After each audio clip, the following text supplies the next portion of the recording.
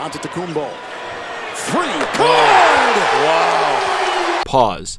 Does anyone remember this game? LeBron tipped his cap to Giannis after the Greek Freak connected on a career-high 5 threes, all part of a 34-point double-double effort to soundly beat the Lakers. I'm guessing many don't remember because this was on December 19th, 2019, and since then, LeBron got the best of Giannis in their second matchup of the season, as Antetokounmpo suffered an injury and the Lakers rode a hot streak down the stretch, threatening the Bucks for best record in the league. Suddenly, LeBron for MVP sounded like a real possibility. Then we had the shutdown, and because of it, the NBA awards will be based on the regular season through March 11th, and there are some media members and fans who still believe that LeBron should win MVP for the 2019-2020 season because, well, they remember what they saw last. Not only is this going against Giannis, but back in February, James Harden said that he wishes he could be 7 feet and just run and dunk. Like, that takes no skill at all. I actually got to learn how to play basketball and how to have skill. This Giannis slander needs to stop, and today, I'll put an end to it, people. This is Topic Tackle. Let's go.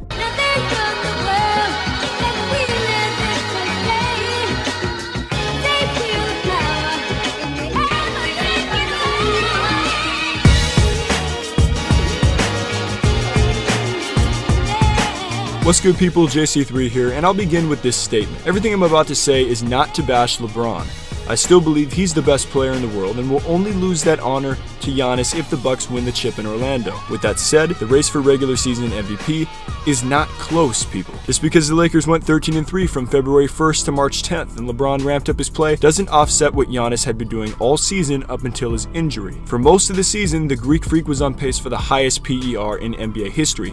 I did a video on this. He finished with the 7th highest PER for a single season at 31.63 to go along with 52 double-doubles and 4 triple-doubles in 57 games played. Here is a list of basic and advanced statistics between LeBron and Giannis this season. Out of 13 categories, Giannis leads in 10 of them. Oh, and his team has the better record. Oh, and LeBron has a teammate named Anthony Davis who leads the team in, well, points, rebounds, steals, blocks, free throws made, and free throw percentage. Now, I understand that LeBron deserves some credit for Davis's offensive numbers, but when you don't lead your own team in this many major statistical categories, it's simply not possible to be the MVP of the entire league, as NBA All Access states on Twitter. So let's put an end to this LeBron is the MVP slander toward Giannis.